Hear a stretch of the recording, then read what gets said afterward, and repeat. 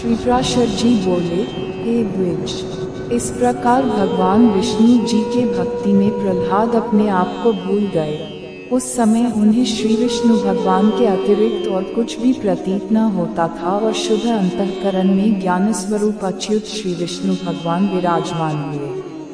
इस प्रकार योग बल से असुर प्रहलाद जी के विष्णु में हो जाने पर उनके विचलित होने से वे नागपाश एक क्षण भर में ही टूट गए तथा पर्वत और वनों से पूर्ण समस्त पृथ्वी हिलने लगी तथा महामती प्रहलाद जी अपने ऊपर दैत्यों द्वारा लादे गए उस संपूर्ण पर्वत समूह को दूर फेंककर जल से बाहर निकल आए। प्रहलाद जी कहने लगे, हे परमात्मा, हे निरंजन देव, आपको नमस्कार है। विश्व के कारण न होने पर भी जिनसे यह समस्त विश्व उत्पन्न हुआ है, उन पुरुषोत्तम भगवान को नमस्कार है। श्रीप्राशर जी बोले, उनके इस प्रकार तन्मयता पूर्वक स्तुति करने पर देवाधिदेव भगवान हरि प्रकट हुए। हे द्विज, उन्हें सहसा प्रकट हुए देख वे खड़े हो गए और अपनी वाणी से विष्णु भगवान को नमस्कार किए। श्री भगवान बोले, हे प्रहलाद, मैं तेरी अनन्य भक्ति से अति प्रसन्न हूँ, तुझे जिस वर की इच्छा हो मांग लो। प्रहलाद जी बोले, हे देव, आपकी स्तुति में प्रवृत्त होने से मेरे पिता के चित्त में मेरे प्रति जो द्वेष हुआ है, उन्हें उससे जो पाप लगा है वह नष्ट हो जाए।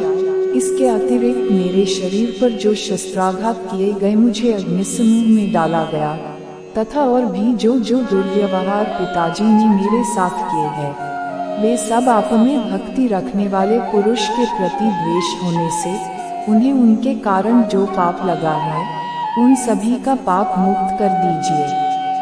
श्री भगवान बोले, हे प्रहलाद, मेरी भक्ति से युक्त तेरा चित्त जैसा निश्चल है, उसके कारण तू मेरी कृपा से परम निर्वाण पद प्राप्त करेगा।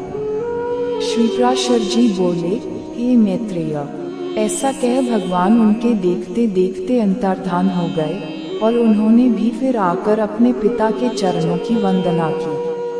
हे द्विज, तब पिता हिरण्यकशिपु ने, जिसे अनेक प्रकार से पीड़ित किया था, उस पुत्र का सिर सूंघकर आंखों में आंसू भर वह महान असुर अपने किए पर पछताकर फिर प्रहलाद से प्रेम करने लगा और इसी प्रकार धर्मज्ञ प्रहलाद जी भी अपने गुरु और माता पिता की सेवा शुश्रूषा करने लगे।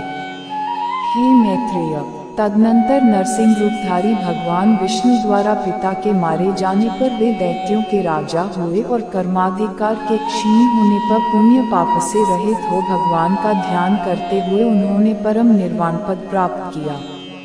हे मैत्रेय, जिनके विषय में तुमने पूछा था, वे परम भगवत भक्त महामती दैत्य प्रवर प्रहलाद जी ऐसे प्रभावशाली हुए। उन महात्मा प्रहलाद जी के इस चरित्र को जो पुरुष सुनता है, उसके पाप शीघ्र ही नष्ट हो जाते हैं और जिस प्रकार भगवान ने प्रहलाद जी की संपूर्ण आपत्तियों से रक्षा की थी, उसी प्रकार वे सर्वदा उसकी भी रक्षा करते हैं जो उनका चरित्र सुनता है।